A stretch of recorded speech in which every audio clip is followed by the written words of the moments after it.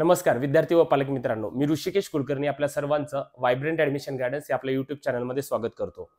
Cap round 2 MBBS BDS चा option form केव्हा चालू होईल, शेड्यूल कशा पद्धतीने दिलेला आहे, त्याच पद्धतीने कॅप राउंड 3 चा देखील टाइम टेबल आलेला आहे।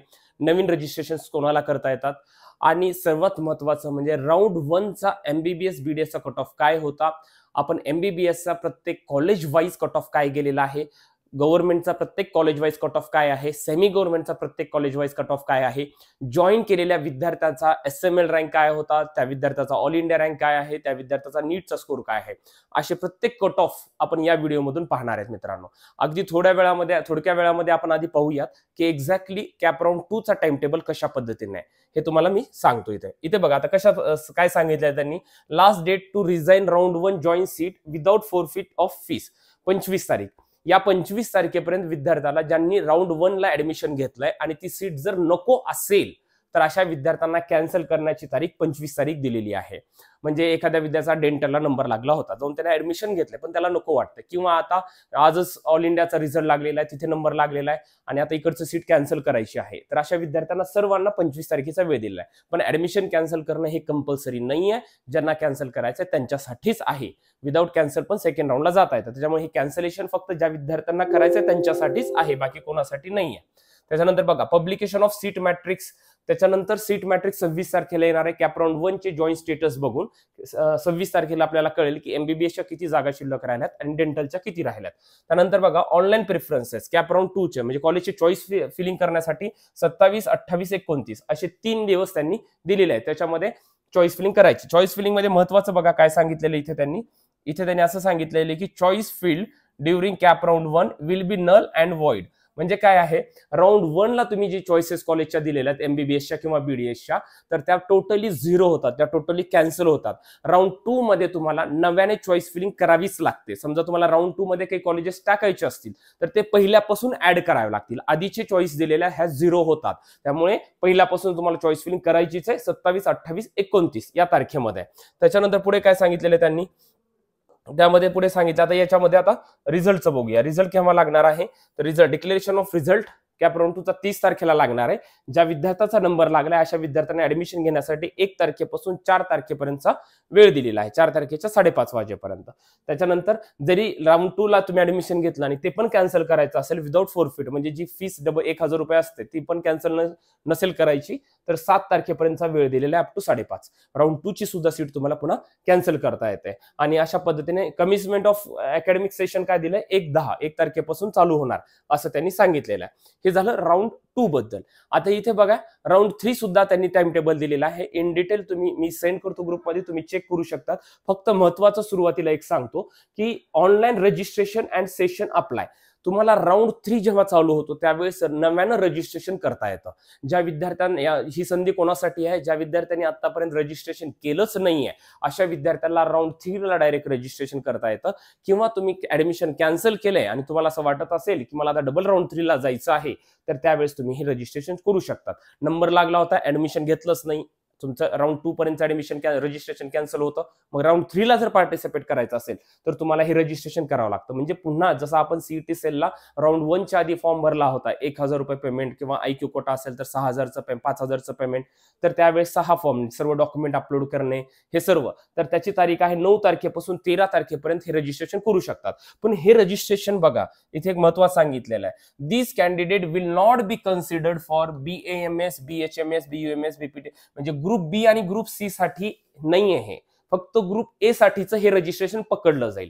हे रजिस्ट्रेशन समजा हे रजिस्ट्रेशन केले, समजा एखाद्या विद्यार्थ्याला 340 मार्क्स आहेत आणि त्या विद्यार्थ्याने आता रजिस्ट्रेशन केलंय, तर तो विद्यार्थी फक्त MBBS आणि BDS साठीच कन्सिडर होईल, तो विद्यार्थी या BAMS, BHMS साठी कन्सिडर अजिबात होणार नाही। ठीक आहे, हे लक्षात घ्या। महत्वाचं काय, समजा तुम्ही या तारखेमध्ये नवीन रजिस्ट्रेशन केलं, हे रजिस्ट्रेशन फक्त MBBS आणि BDS साठीच मर्यादित आहे, ते BAMS, BHMS म्हणजे ग्रुप बी, ग्रुप सी साठी ते रजिस्ट्रेशन चालणार नाही। हे विद्यार्थी आणि पालकांनी लक्षात घेणं गरजेचं आहे। त्याच्यानंतर बघा त्याच्यामध्ये पुन्हा ही रजिस्ट्रेशन, डॉक्युमेंट अपलोड, पेमेंट हे केव्हा करायचं हे सर्व टाइम टेबल एक्झॅक्टली त्यांनी दिलेला आहे। हा तुम्हाला मी ग्रुपमध्ये सेंड करतो किंवा याच्यावर नंतर एक इन डिटेल व्हिडिओ देखील बनवतो, कोण विद्यार्थी इलिजिबल असतात, कोण विद्यार्थी इलिजिबल नसतात, याचे काही नियम्स आहेत हे सर्व देतो। आता महत्त्वाचं आपण बघूया की राउंड 1 चा कट ऑफ कशा पद्धतीने गेलेला होता। आता राऊंड 1च्या कट ऑफ मध्ये आपण थोडंसं बघूया कशा पद्धतीने आहे. आता थोडंसं तुम्हाला आधी ओव्हरऑल कट ऑफ मी दाखवतो, त्याच्यानंतर आपण इथे कॉलेज वाईज, हा गव्हर्नमेंटचा कॉलेज वाईज प्रत्येक कॉलेजचा कट ऑफ काय होता, प्रायव्हेटचा कॉलेज वाईज कट ऑफ काय होता, हे सर्व डिस्कशन आपण करूया. ठीक आहे. आता थोडंसं आधी बघूया की ओव्हरऑल कट ऑफ काय गेलेला होता. आता बघा एमबीबीएस साठीचा हा कट ऑफ आहे. एमबीबीएस मध्ये बघा जनरल कॅटेगरीमध्ये काय आहे, तर गव्हर्नमेंटचा 642 पर्यंत आलेला आहे. त्या विद्यार्थ्याचा एसएमएल रँक आहे 2598 आणि ऑल इंडिया रँक होता 33,226. अशा पद्धतीने त्याचा ऑल इंडिया रँक आहे. ठीक आहे. त्याच्यानंतर बघा पुढच्या कॅटेगरीनुसार एससी कॅटेगरीमध्ये 562, त्या विद्यार्थ्याचा एसएमएल रँक आहे 10,939, ऑल इंडिया रँक आहे 1,22,386.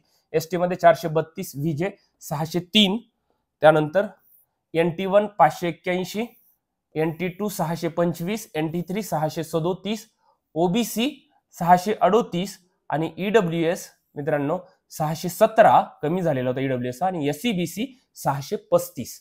अशा पद्धतीने हे गव्हर्नमेंटचे तुम्ही पॉज करून बघू शकता. हे सर्व कट ऑफ मी माझ्या टेलिग्रामच्या चॅनलमध्ये शेअर करत आहे, आपल्या व्हॉट्सअपच्या ग्रुपमध्ये शेअर करतो. टेलिग्राम चॅनलची लिंक व्हिडिओच्या डिस्क्रिप्शनमध्ये दिलेली आहे. सर्वांनी जाऊन टेलिग्राम चॅनलला जॉईन करायचं आहे. सर्व स्टेटचे आपण सर्व अपडेट्स या टेलिग्राम चॅनलमध्ये शेअर करत असतो, त्यामुळे सर्वांनी टेलिग्राम चॅनलला आजच जॉईन करा. आणि हे व्हिडिओचे विद्यार्थी पाहतात ज्यांनी अजूनही आपल्या युट्यूब चॅनल सबस्क्राईब केलं नसेल त्यांनी लवकरात लवकर या युट्यूब चॅनलला सबस्क्राईब करून ठेवा. हे झाले गव्हर्नमेंट बद्दलचा. आता सेमी गव्हर्नमेंट मध्ये कशा पद्धतीने आहे बघा. सेमी गव्हर्नमेंट मध्ये साधारणतः कॉमन म्हणजे ओपन कॅटेगरीला 602 ला क्लोज झालेला आहे. त्या विद्यार्थ्याचा एसएमएल रँक आहे 6,490, ऑल इंडिया रँक आहे 74,336. त्यामध्ये हा एसएमएल रँक आहे, हा ऑल इंडिया रँक आहे, हा नीटचा स्कोर आहे. एससी 538, एसटी 402, त्यानंतर VJ category 590, NT1 565, NT2 601, NT3 602, OBC 602 आणि एससीबीसी मराठा कॅटेगरीच्या विद्यार्थ्यांसाठी 600 मार्क्सला क्लोज झालेला आहे. अशा पद्धतीने. आणि जर ह्याच्यामध्ये जर लेडीज मध्ये वुमन्स मध्ये जर बघायचं झालं तर खाली तुम्हाला दिसतं 602 open category, SC 538, ST 403, VJ category 582, त्यानंतर NT1 562, 562, NT2 601, NT3 602, ओबीसी 602 आणि एससीबीसी अगेन 600. अशा पद्धतीने हे ओव्हरऑल कट ऑफ आहेत. याची पीडीएफ शेअर करतो. आता महत्वाचं काय आहे, कॉलेज वाईज कट ऑफ ज्यावेळेस आपल्याला सेकंड राऊंडचे चॉईस फिलिंग करताना याची मदत आपल्याला खूप जास्त होणार आहे मित्रांनो. आता बघा ओव्हरऑल कट ऑफ मध्ये जर बघायचं झालं तर प्रत्येक कॉलेजनुसार आपण इथे कट ऑफ देण्याचा प्रयत्न केलेला आहे. आता याच्यामध्ये बघा, आता हे कॉलेज आहे 1101, हा त्याचा कोड आहे. ग्रँट मेडिकल म्हणजे जे कॉलेजचं बघा कट ऑफ कशा पद्धतीने आहे. तर या जनरल मध्ये कॉलेज क्लोज झाले, त्या विद्यार्थ्याचा एसएमएल रँक आहे 449, ऑल इंडिया रँक आहे 6,140 आणि त्याचा नीटचा स्कोर होता 682. एससी कॅटेगरीमध्ये 620, ST 552, VJ 670, NT1 650, NT2 665, NT3 675, OBC 670, EWS 663 आणि एससीबीसी 673. अशा पद्धतीने जे कॉलेजसाठी जनरल वुमन मध्ये पण कट ऑफ दिलेला आहे, स्पेशल रिझर्वेशनचा पण इथे आपण कट ऑफ दिलेला आहे. असं तुम्ही सर्व कॉलेजचे कट ऑफ बघू शकतात. आता बीजे पुणेचं जर बघायचं झालं तर बघा जनरल मध्ये 686, एसएमएल रँक आहे 302, ऑल इंडिया रँक आहे 4,481, एससी 625, एसटी 558, व्हीजे 675, खाली जो दिले तो वुमन मध्ये आहे. NT1 665, NT2 675, NT3 676, OBC 677, EWS 670, SCBC 677. अशा पद्धतीने हे असे प्रत्येक कॉलेजचे कट ऑफ तुम्ही इथे बघू शकता. ही पीडीएफ मी आपल्या टेलिग्राम चॅनलला शेअर करतो आणि आपल्या व्हॉट्सअपच्या ग्रुपमध्ये पण शेअर करतो. आता इथे बघा प्रायव्हेट कॉलेजचा सेम जसं गव्हर्नमेंटचं सांगितलं त्याच पद्धतीने प्रायव्हेट कॉलेजचं पण आपण इथे कट ऑफ मेन्शन केलेला आहे. जसे आता बघा तेरणा मेडिकल कॉलेज, नेरूळचं जे कॉलेज आहे त्याच्यामध्ये बघा जनरल ओपन कॅटेगरीसाठी बघा कशा पद्धतीने 632 ला क्लोज झालाय. त्या विद्यार्थ्याचा एसएमएल रँक आहे 3,608, ऑल इंडिया रँक आहे 43,039. ठीक आहे. एससी मध्ये 552, ST 421, VJ 589, NT1 576, NT3 627, OBC 628, SCBC 623. त्या विद्यार्थ्याचा एसएमएल रँक होता 4,409 आणि ऑल इंडिया रँक होता 52,000 62 62 अशा पद्धतीने अशा सर्व कॉलेजचे तुम्ही कट ऑफ इथे बघू शकता. प्रत्येक कॉलेजचा कॅटेगरी वाईज, प्रत्येक कॉलेजचा SML rank, all India rank, NEET score हे सर्व देण्याचा आम्ही इथे प्रयत्न केलेला आहे. हे सर्व तुम्ही चेक करू शकतात. राऊंड 2 च्या चॉईस फिलिंगला याची खूप जास्त तुम्हाला मदत होणार आहे आणि ओव्हरऑल तुम्हाला कंपॅरिझन कळेल की आपला स्कोर किती मार्काने, आपला रँक किती मार्काने गेला आहे, जेणेकरून आपल्याला कॉलेज मिळालं नाहीये. सेकंड राऊंड साठी काय प्रॉबिलिटी होऊ शकते, ह्या सर्व गोष्टीचं डिस्कशन सीट मॅट्रिक्स आल्यानंतर आपण सांगणार आहेत. महत्वाचं काय, राऊंड 3 चे नियम कशा पद्धतीने आहेत, राऊंड 2 चे नियम कशा पद्धतीने आहेत, चॉईस फिलिंग करताना काय गोष्ट लक्षात घेणं गरजेचं आहे, हे सर्व पुढच्या व्हिडिओमध्ये मी सांगण्याचा प्रयत्न करणार आहे. त्यामुळे सर्व विद्यार्थी आणि पालकांनी आपल्या या YouTube चॅनलला सबस्क्राईब करायला विसरू नका मित्रांनो. Thank you so much.